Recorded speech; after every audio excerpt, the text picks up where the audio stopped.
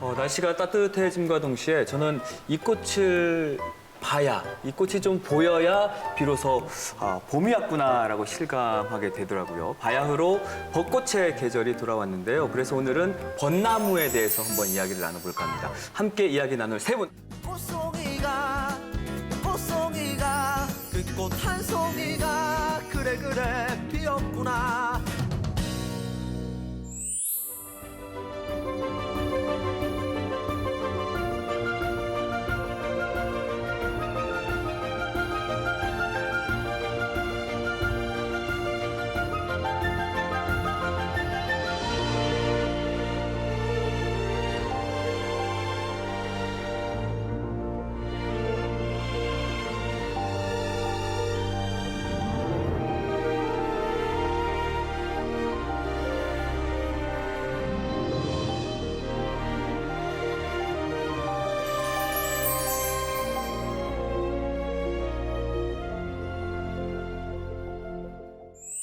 이번 주인데 25일부터 제주 왕벚꽃 축제가 열리거든요. 네. 혹시 세 분은 벚꽃놀이 좀 즐기시는 편이세요? 어떠세요? 네, 벚꽃을 싫어하는 사람이 사실 어디 있겠습니까? 저는 대전대학교에 부임한 지 한 10년 정도 됐는데요. 학교에 와서 보니까 벚꽃이 필 때쯤 되면 학교가 한 40년이다 보니까 벚나무가 제주에 있는 그 벚나무처럼 너무나 크고 꽃이 너무 아름답습니다. 근데 꽃이 필 때쯤 되면 이게 중간고사여가지고 제대로 못 즐기죠. 학생들이 참 이게 즐기질 못하는구나 뭐 이런 생각이 처음 들었는데요. 근데 어느 순간에 보니까 이게 점점 꽃이 피는 시기가 좀 당겨져서 4월 초에 피기도 시작하다가 이제 3월 말에 펴서 작년에 보니까 학생들이 3, 4호 짝을 지어가면서 사진도 찍고 캠퍼스의 낭만이 다시 살아나는 게 아닌가 그래서 굉장히 즐거웠습니다. 네, 저는 뭐 거의 보통 사람들과 같이 꽃 피면 한번 걸어보고 꽃비라고 하는데 내릴 때 보면 참 아름답구나 그런 생각을 했는데 저는 실은 축제 육성위원회라고 제주도에 있거든요. 네. 그 위원으로서 뭐 각종의 축제들을 보러 다니는데 그 중에 하나가 이제 벚꽃 축제였습니다. 그래서 주로 이제 제주도에서는 종합운동장, 그 근처 회사거나 전농로, 네, 요 두 곳이 유명한데 가보면은 상당히 이게 난감한 게 벚꽃이 언제 필지 모르는 거예요. 날짜는 정해져 놓고 있는데 이게 안 펴서 걱정, 너무 늦게 펴서 걱정, 또는 너무 빨리 펴서 걱정. 이게 걱정을 많이 부르는 벚꽃이더라고요. 그리고 또 활짝 폈는데 비바람 한번 몰아치면 네. 다 없어져 버리고. 참 가녀린 꽃이고 그것 때문에 이 축제를 준비하는 분들은 되게 고생하시더라고요. 이게 야, 떨어지면 빨리 떨어져 버리면 축제 어떻게 하나 뭐 그러는데 사실은 뭐 제주도 곳곳에 벚꽃이 많기 때문에 이 축제보다도 제주도 사람들은 참 많이 즐기는 것 같아요. 특히 제주도 같은 경우는 이 가로수 중에 벚나무가 제일 많습니다. 그래서 제주도 사람들이 제일 많이 이 나무, 벚꽃을 즐기고 있지 않은가 하는 생각이 들어요. 제가 고향이 제주도인데 저는 제주도 사람보다 좀 더 특별한 벚꽃을 가지고 있거든요. 무슨 말이에요? 우리나라에서 벚꽃 하면 생각나는 혹시 도시 아십니까? 우리나라에서요? 우리나라에서. 저는 뭐 제주도도 제주도, 마찬가지고 예, 제주도. 또 진해. 진해. 예. 제가 진해에서 어릴 때부터 고향은 제주도인데 아주 어릴 때부터 고등학교 1학년 1학기까지 살았거든요. 진해에서요? 네. 81년 7월까지 살았으니까 그때까지 이 벚꽃을 계속 봤던 겁니다. 여기는 좀 우리 제주도는 약간 분홍색이 많은데 거기는 굉장히 하얘요. 그리고 온 도시가 다 하얗고 4월 되면은 도로도 하얗습니다. 그리고 또 냇물 사이에 냇물 저 주변에 또 벚나무가 다 심어져 있거든요. 그 냇물도 다 하얘요. 또 학교에서 집까지 오는 사이에 또 뭐가 있냐면은 장이 열리는데요. 보름 사이에 보름 동안 그 벚꽃장이라고 하거든요. 그 중간에 또 거쳐갈 수밖에 없어요. 거치다 보면은 굉장히 재미난 이야기들 많거든요. 이 약으로 말씀드릴 것 같으면 그렇게 약장수들 구경도 하고 벚꽃장 때 굉장히 희한한 걸 많이 봐왔습니다.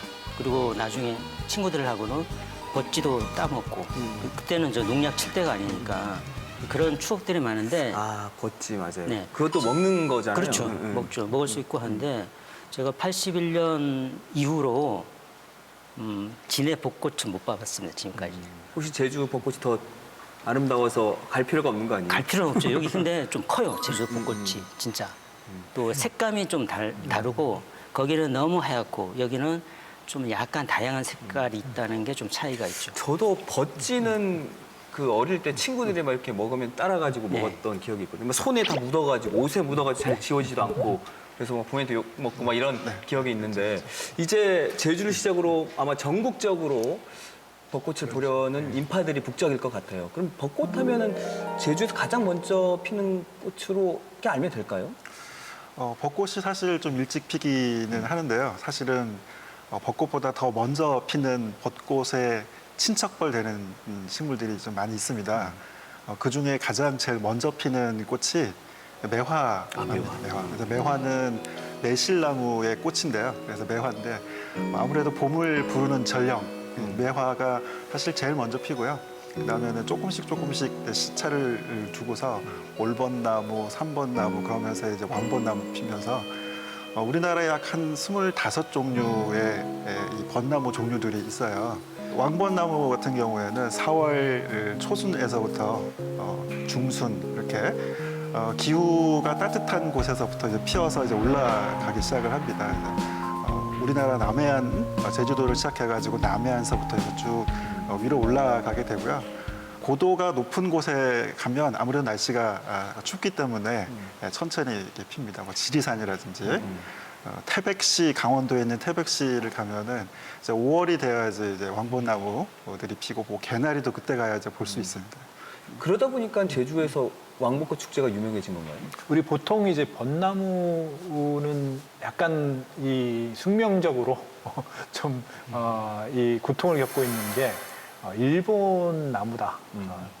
그렇게 생각을 해가지고 이제 왠지 이제 벚나무를 너무 좋아하면 뭐 친일 아니냐 뭐 그런 얘기도 듣고 그런데 저도 뭐 어렸을 때는 이 벚나무가 일본 나무다, 일본에서 가져온 나무다 그렇게 생각을 했었는데 좀 나중에 이제 식물도 공부하고 환경들 알다 보니까 제주도에 왕벚나무 자생지가 상당히 많더라고요. 뭐 그러면서 어떤 제주도가 자생지고 우리 꽃이다. 네. 그런 생각에 이 벚나무를 좀 많이 심은 게 아닌가 하는 그런 생각도 들고요. 우리가 왕벚나무, 우리 거다.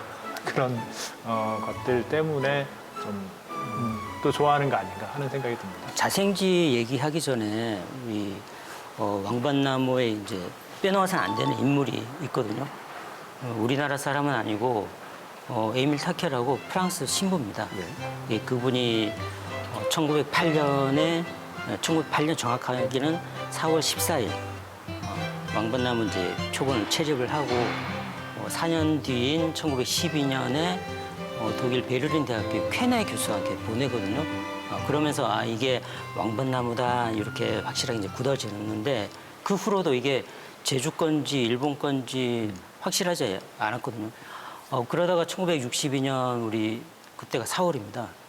식물학자 부종유 선생님하고 그 탐험대들이 신예리하고 봉계동에서 자생지를 발견하게 되거든요.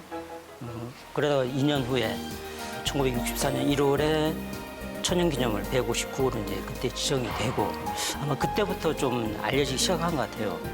왕벚나무가 우리 거구나. 그 전까지는 계속 순환을 당해왔고 그러다가 점점 더 찾게 되다 보니까 지금은 한 200그루 이상 자생 나무가 있다 확인이 돼 있고 그리고 또 제가 조사를 하다 보니까 굉장히 수령이 큰 나무가 어른이 한 서너 명이 이렇게 손잡아야 이제 이렇게 둘레를 확인할 수 있을 정도로 큰 나무가 2016년 발견이 됐거든요. 어디에 있어요? 개오리 오름, 견오락이라고. 마방목. 예, 마방목. 그 나무가 그 당시 발견됐을 때가 265살. 지금은 272살이 되나요? 그게 지났으니까. 아니 근데 이런 거를 원래 보통 나이테 보고 수령을 측정한다고 하는데 네, 그렇죠. 어떻게 네. 그렇게 해서 지금 나온 나이일까요? 그렇죠. 나무의 나이를 측정을 하려면 이게 나이테를 세야 되잖아요. 네. 그러려면 이제 나무에 구멍을 뚫어서 그거를 뽑아내가지고 이렇게 세야 되는데요. 근데 요즘은 이제 기술이 많이 좋아져서 그렇게 나무의 생존을 위협하지 않고 할 수 있는 기술도 있고요.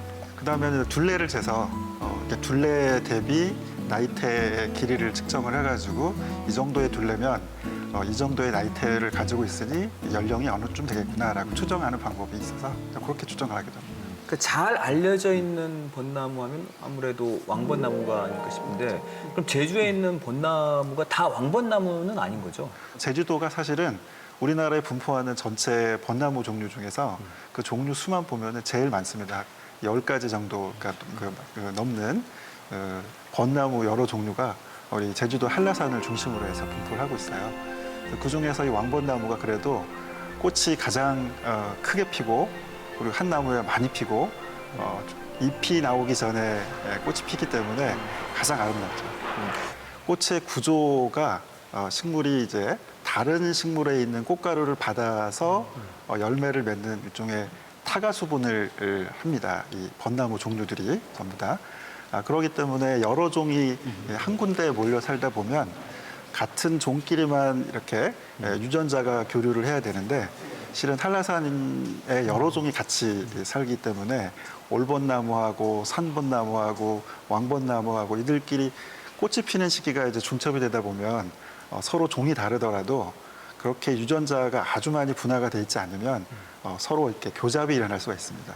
그래서 한라산 같은 경우는 다른 데와 좀 다르게 이렇게 여러 종이 교잡이 되어서 유전자가 이렇게 복잡하게 더 다양화되는 그런 측면에서 다른 지역과 굉장히 다른 특성이 있다고 볼 수 있겠습니다.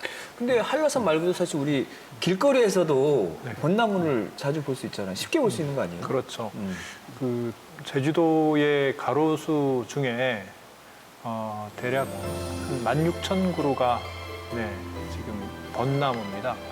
뭐 여러 종류의 벚나무가 같이 있겠죠. 하여튼 벚나무 종류 16,000그루 정도고 그 다음이 후박나무고요. 그리고 그 다음이 먼나무라고 다른 지역에는 잘 안 보이는 나무죠.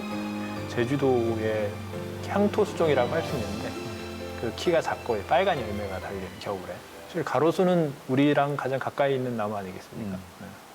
우리랑 가장 가까이 있는 나무가 벚나무다. 그래서 특히 뭐 요즘 같은 경우는 그 가로수가 여러 기능들이 있는데 그 중에 하나가 이제 그 열섬 현상이라고 해서 그 아스팔트 같은 경우 여름철에 그 햇빛이 내리쬐면 엄청 뜨겁잖아요. 뜨거운데 이게 열기가 식지 않고 밤까지 가면은 그러니까 열대야로 이어지고 그 대구가 최근에 뭐 나무들을 엄청 많이 심었어요. 예전에 뭐 데프리카라고 해서 그 나무들을 진짜 무지막지하게 많이 그 가로수나 이런 도시의 나무들을 많이 심어가지고 열대 일수가 확 줄어들었대요. 근데 제주도는 작년만 하더라도 뭐 그 관측 이래 가장 긴 열대야를 보였고 앞으로 좀 더 심해지고 이게 기후 변화에 따라서 더 심각해질 텐데 어쨌든 이런 도시에 있는 나무들, 특히 도로변에 있는 나무들 같은 경우는 그런 도시의 열을 떨어뜨려 가지고 그늘을 형성해 가지고 기후 위기에 우리가 대처하는 그런 중요한 나무고요. 그리고 도로에서 나오는 미세먼지라든지 매연 뭐 이런 것들을 흡착하거나 저감시켜주는 그런 역할도 하죠. 근데 왜 유독 제주에서 가로수를 벚나무를 심었을까요? 가로수를 이게 고르는 기준 이런 것들을 보면 나무 수종도 예뻐야 되고 이러지만 가장 중요한 것은 그 지역의 이제 향토 수종이냐, 그 지역에서 잘 자랄 수 있느냐 하는 건데 그래서 어쨌든 벚나무가 꽃도 예쁘고 그늘 형성이나 이런 것들을 보면은 가장 좀 그 탁월하다. 벚나무 종류가 여러 종류긴 한데 그래도 우리 제주 도민들이 사랑하는 벚나무는 왕벚나무가 아닐까 싶어요. 특징이 확실한 것 같거든요. 일단 꽃잎도 크고. 그렇죠. 어쨌든 이 매력적인 게 뭔가 톰톰해요. 풍성하잖아요. 굉장히. 완전 어떤 때는 나무 전체에 그냥 꽃잎으로 다 덮였는데 진해는 그렇지는 않았거든요. 확실히 제주께 뭔가 다르긴 달라요. 약간 푸근하고 좀 듬직하고 꽃잎 자체도 그런 게 좀 약간 매력적인 것 같아요. 확실히 진해에 있는 벚나무, 왕벚나무와 제주의 왕벚나무가 좀 다른 종류인가요? 제주도에 있는 사실 그 가로수에 있는 왕벚나무하고 진해에 있는 왕벚나무하고 서울 여의도에 있는 왕벚나무하고 유전자 조성은 이제 100% 똑같습니다. 같고. 네. 다만 조사를 좀 해봤더니 일부 개체들이 조금씩 다른 종들이 섞여 있는 거예요. 그러니까 우리가 보기에 아름답기도 하고 또 가로수로서의 역할도 톡톡히 하기 때문에 뭐 이롭기도 하잖아요. 근데 벚나무에 대한 오해들이 좀 있어서 그로 인해서 참 순환도 많았고. 그렇죠. 그렇죠. 1960년대 이후에도 계속 자생제가 발견됐는데도 이게 일본 거야. 그렇게 하면서 배기도 하고 심지어는 1990년대 제가 기자 생활 할 때도 우리 기자들이 가로수로 이제 벚나무를 심게 되면은 그거를 기사를 썼어요. 왜 일제 그 나무를 그 심느냐 이제 그런 식으로 논조가 그랬거든요. 그렇게 썼는데 지금은 상황이 좀 많이 좀 개선이 됐다고 보여지고 근데 그렇게 이제 순환만 있었던 건 아니고 예전에 보면은 벚나무가 굉장히 가치가 있었습니다. 벚나무가 또 활용된 것 중에 하나가 우리나라가 활의 나라지 않습니까? 활이요. 활. 이 각궁 이렇게 둥근 모양인데 나중에 이제 또 뒤집으면 이렇게 활로 쓸 수 있는데 그 활 주 재료가 이제 무소불하고 그다음 대나무하고 나중에 이제 붙일 때 저 소 심줄을 이제 풀로 이제 먹여서 붙이는데 제일 마지막 단계에 붙이는 게 화피라고 벚나무 껍질입니다. 보통 화피는 자작나무 껍질을 화피라고 많이 부르는데 활 만들 때는 화피를 또 벚나무를 더 많이 쓰더라고 자작나무보다. 뒤에 이렇게 보시면은 이렇게 그 나무가 네, 싹싹 사실은 이게 뺏겨져 그 벚나무 나무예요. 네. 그래서 그 나무의 표피, 그러니까 수피라고 이렇게 하는 그 부분이 왕벚나무하고 벚나무 종류가 굉장히 독특한 그 문양이 있어요. 그래서 이제 나무에도 이렇게 숨을 쉬는 그 틈이 있어서 피목, 눈목자를 써서 피목이라고 하는데 그 피목이 바느질한 것처럼 수평으로 점점점점 이렇게 나 있어요. 그래서 이게 굉장히 특징적인데요. 그래서 그 제가 중학교 때 저희 학교 교정에도 저런 나무들이 있었는데 사실 그때는 저게 무슨 나무인지는 모르고 밖에 나와서 보면은 나무가 있는데 이렇게 바느질 모양으로 해가지고 굉장히 독특한 패턴으로 이렇게 뭐가 나 있다라는 생각을 가진 기억이 나요. 그러다가 대학교에서 보니까 대학교 교정에도 똑같은 나무가 있는데 알고 봤더니 이게 벚나무인 겁니다. 내가 중학교 때 봤던 그 나무가 저 수피를 보니까 그게 벚나무였구나. 이런 걸 알게 됐던 그런 기억도 있습니다. 그러니까 예전에는 벚나무가 일본 나무다. 그래서 일부러 베어내기도 했다고 하는데 지금은 또 논조가 달라졌죠. 지금 그렇죠. 벚나무 이제는 피면은 지키자. 사진도 찍어서 올리고 하잖아요. 지켜야 된다. 저도 이제 최근에 벚나무에 대해서 관심을 갖게 된 거는 작년 일 때문이었을 겁니다. 작년에 그 재성마을이라고 공항이 만들어지면서 이주된 마을에 그 이주하시면서 그 한라산에서 벚나무를 가져다가 심으셨대요. 근데 그 벚나무가 작년에 13그루가 있었는데 그게 그냥 하루아침에 다 잘려버린 거예요. 그러니까 그 도로 확장으로 네, 도로를 넓히기 그런 거죠. 위해서 네, 네. 그냥 이제 잘라서 뽑아버렸어요.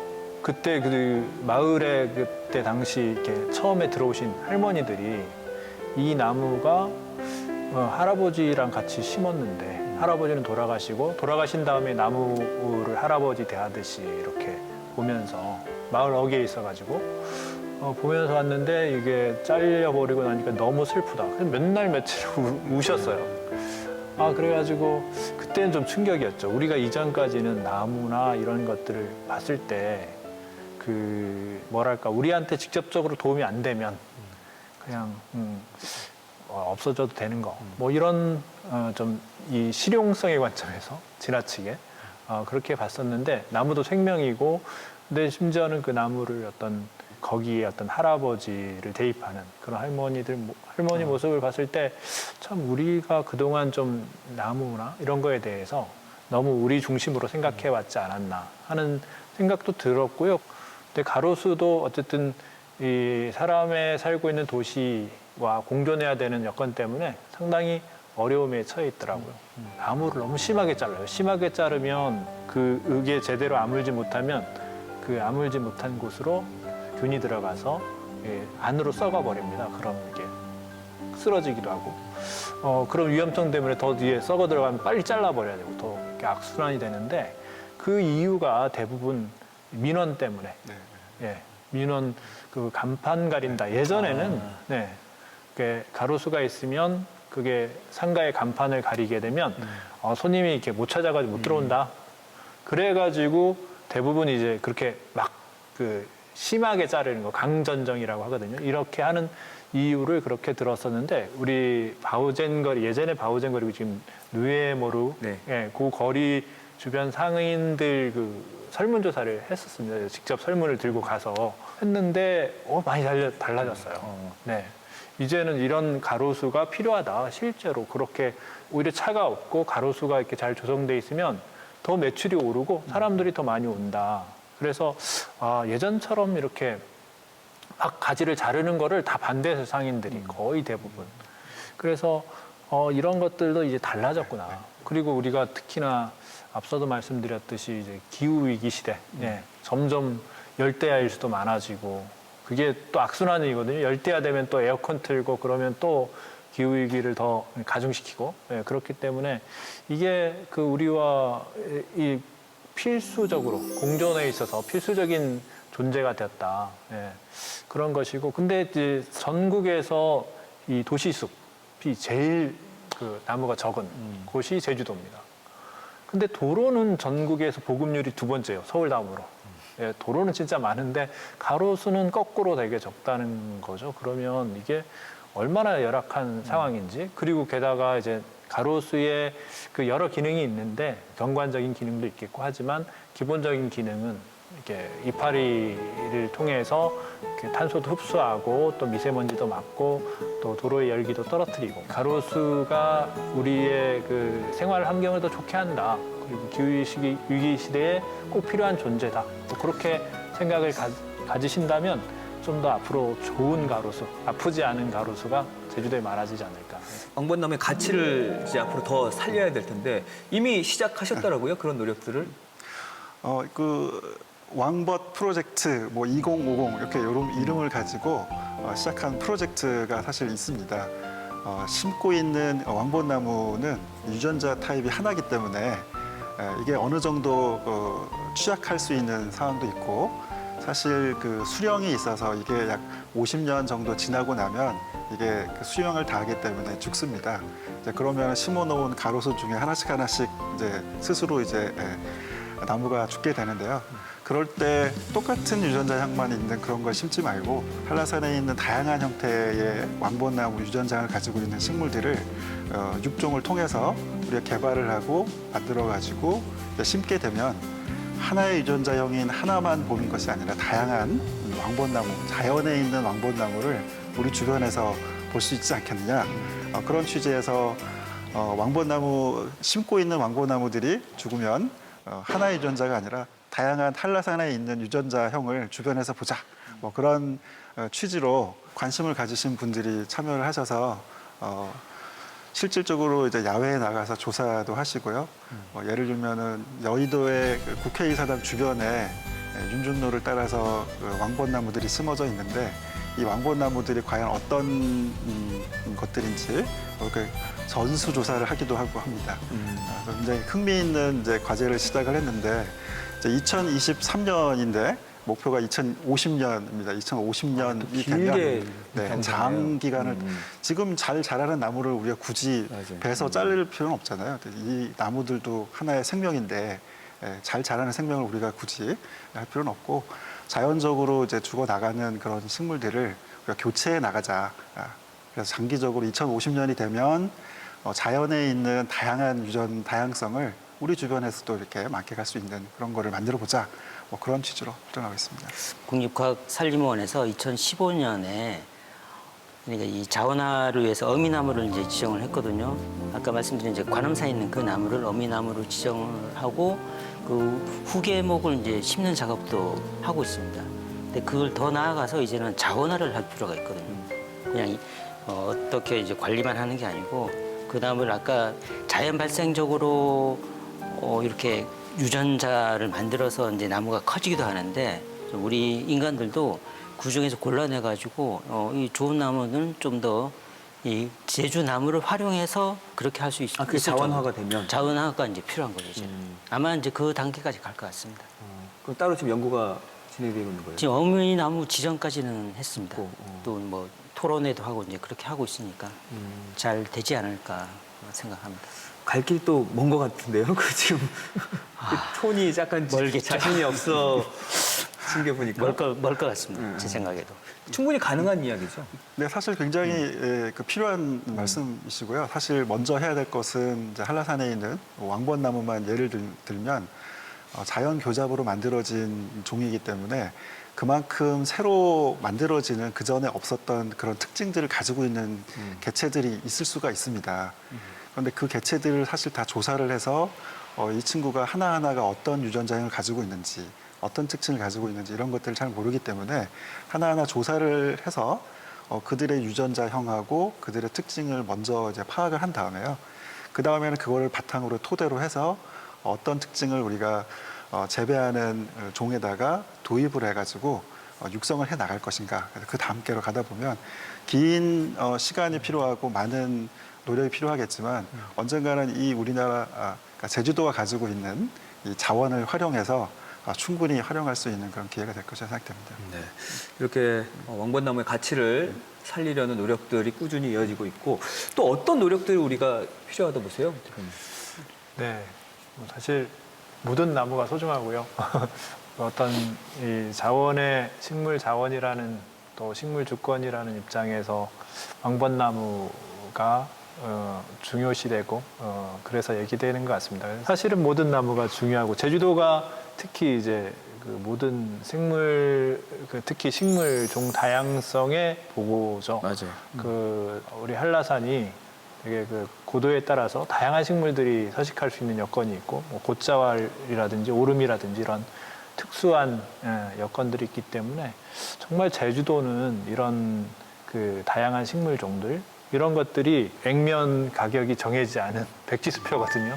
사실 미래의 중요한 그 우리가 이제 앞으로 먹고 살 어떤 먹거리도 되는 것이고요. 그런 점에서 좀 그런 연구들이 잘 돼야 되는데요. 사실 뭐 제주도에 있는 자생식물 중에 상당 부분은 일본 학자들이 조사해가지고 그 학명에 자포니카 뭐 이런 게 붙어 있죠. 그래서 좀 안타깝기도 한데 그 제주도도 이제 그런 부분에 있어서 좀 이 투자들을 많이 해야 됩니다. 교수님이 하고 계시는 그런 부분들이라든지 다양한 어떤 노력들이 좀 필요한 것 같고요. 근본적으로 이 나무에 대한 우리 철학이 좀 바뀌어야 되는 부분들도 분명히 있는 것 같습니다. 맞습니다. 우리 국장님. 제주도에 이 왕벚나무 자생지가 있는데 어쨌든 자생지라는 거는 자가 발생적으로 생긴 거고 우리 인간이 착각하는 게 있습니다. 우리 인간은 우월적 지위를 지녔고 진화를 거듭하면서 지금 위치에 와 있다고 하는데 식물들도 나름의 방식으로 진화를 하면서 자기들만의 또 왕벚나무도 자생지를 이룬 거지 않습니까? 네. 거기서 다양하게 생존을 해왔고 그걸 우리가 지켜주는 게 필요하거든요. 우리가 해야 될 것은 앞으로의 자생지를 좀 더 확실하게 훼손되지 않게끔 해주고 앞서 이제 자원화 얘기도 했는데 벚나무도 이 사후기고 굉장히 자원화 가치가 높거든요. 그 동남아시아 가면 흑단 나무가 굉장히 품질이 좋습니다. 거기도 가구로서 굉장히 뛰어난 이 나무인데 인도하고 스리랑카 같은 경우에는 흑단 나무가 귀하니까 반출 못하게 아예 막고 있습니다. 근데 인도네시아는 좀 다른데 거기는 워낙에 나무가 많으니까 그런지 몰라도 그걸 이제 상품화시켜서 이제 팔고 있거든요. 앞으로는 우리 제주도에 있는 벚나무가 관광객들이 들어와서 사서 갈 수 있도록 나중에 뭐 자그마한 거 짜서 갈 수 있도록 그 정도까지 자원화 상품화했으면 좋겠습니다. 네, 사실 그 벚나무의 그 목재가 굉장히 고급 목재입니다. 그래서 8만 대장경, 합천 해인사에 보관되어 있는 8만 대장경이 한 8만 1,000개 이상의 목판이 되어 있는데요. 그중에 한 5만 개 정도가 사실은 이 벚나무 종류에서 만들어진 목판입니다. 그만큼 이 나무가 조밀하고 재질이 상당히 좋고요.